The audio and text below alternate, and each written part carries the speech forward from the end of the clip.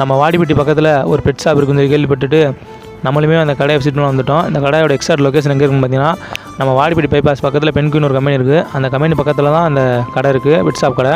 இந்த கடையில் வந்து பார்த்திங்கன்னா மீன் தொட்டி, மீன் இந்த மாதிரி நிறைய ஐட்டம் சேல்ஸ் பண்ணிகிட்டு இருக்காங்க. மீன்லேயே வந்து பார்த்திங்கன்னா ஏகப்பட்ட மீன் இருக்குது. கடைக்குள்ளே போனோன்னே கலர் கலரான மீன் அந்த தொட்டியில் பார்க்குறதுக்கு நமக்குமே ஒரு ஆசையாக இருக்குது, வாங்கி வளர்க்கலாம் அப்படின்னு. அவ்வளோ அழகாகவும் இருக்குது பார்க்குறதுக்கு. மீன் ஃபுட்டு சேல்ஸ் பண்ணுறாங்க. மீன் ஃபுட்டில் ஏகப்பட்ட பிராண்ட் இருக்கும் போல்.